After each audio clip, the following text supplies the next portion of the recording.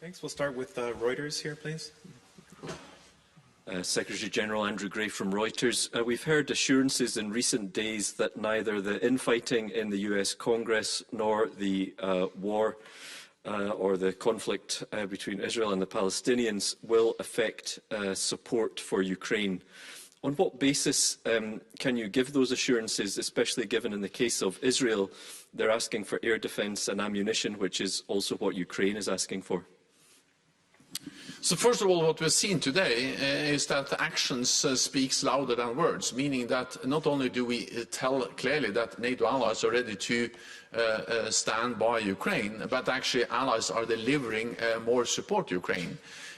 More air defense, F-16s, ammunition, more training, and packages of different types of support. So I think the meeting today, the NATO ministerial meeting, and also the meeting of the NATO Defence Contact Group demonstrates that NATO allies are there to provide support to Ukraine, and not only in words but also in deeds. And that's a strong message to Russia and to anyone that believes that Russia can wait out NATO allies. We are there to support Ukraine. And I'm confident that NATO allies will continue to do so, not least because it is in our security interest that Ukraine prevails. Their fight is our fight. Their security is our security. Their values are our values. So it's in our national security interests to ensure that we continue to support Ukraine and that Ukraine prevails. And that has been a message from all NATO allies since the start of the war, and we have demonstrated our support through unprecedented support to Ukraine. Then, of course, NATO and NATO allies, we have the capability, the strength to address different challenges at the same time. We don't have the luxury of choosing only one threat and one challenge. So NATO allies also have the capability to address the situation in the Middle East. And as you know, several NATO allies have provided support, intelligence, other types of support to Israel. We'll go to Sky in third row in the middle, please. It's coming behind you. Thank you.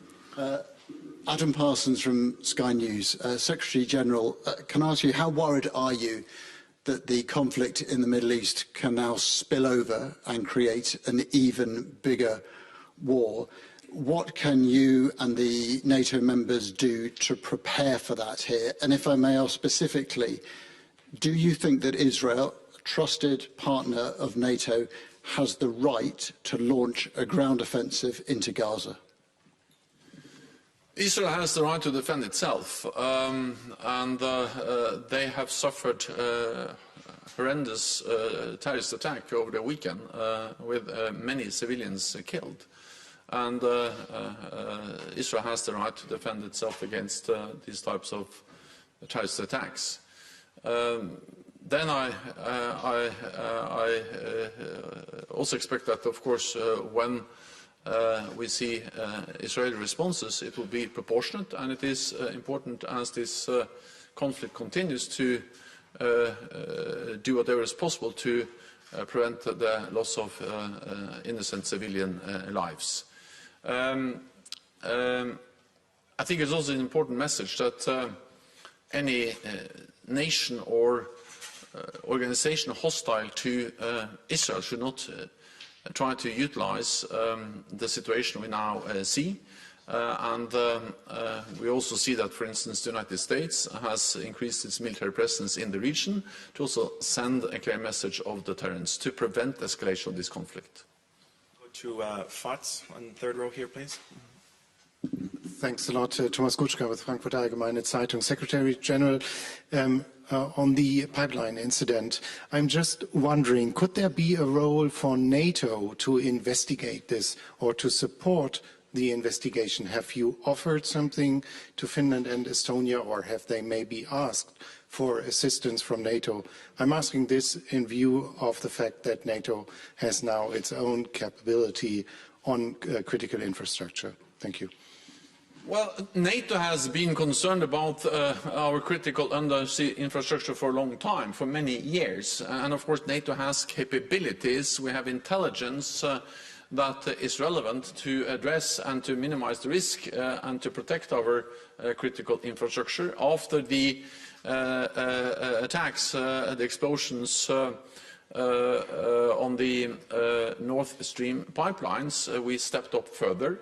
We have established a cell here at the NATO headquarters to coordinate efforts, and we are in the process of also establishing a center at our maritime command in Northwood to step up what we do on protecting critical undersea infrastructure. I spoke with the Finnish President yesterday, Sauli Niinistö, and also with the Prime Minister of Estonia, Kaja Kallas, yesterday. They updated me on the ongoing national investigations by Finland and Estonia. They shared, of course, what they find with NATO. I told them that we are ready to help them with their national investigations. And I also updated them on what NATO is doing in general to protect our critical infrastructure.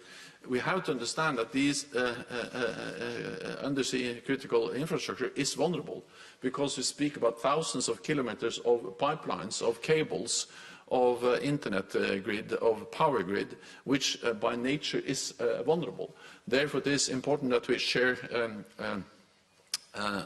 information, that we share intelligence, and that we also share best practices in how to protect both between NATO allies, but also between the government and the private companies that are operating most of this critical infrastructure. Thanks. We'll go to Politico, row 4, please. Josh Pisana from Politico. Just a question in view of the recent result in the Slovak election and also the rhetoric that we've been hearing from Poland recently. Has the alliance been forming contingency planning in terms of delivery routes for armaments to Ukraine moving forward, should there be any restrictions or problems? First of all, Poland has been a strong supporter of Ukraine since the very beginning, and has expressed again and again that they continue to be ready to support Ukraine and also be a platform, a hub for other allies to deliver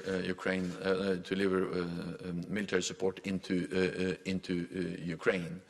On Slovakia, they just had an election. There will be a new government, but I'm absolutely confident that NATO allies will continue to provide support to Ukraine because it is in our security interest, and allies have demonstrated that in deeds through the meeting today. So, of course, it is for the new government in Bratislava to speak on behalf of Slovakia. It's not for me, but I'm confident that NATO allies will continue to provide support to Ukraine.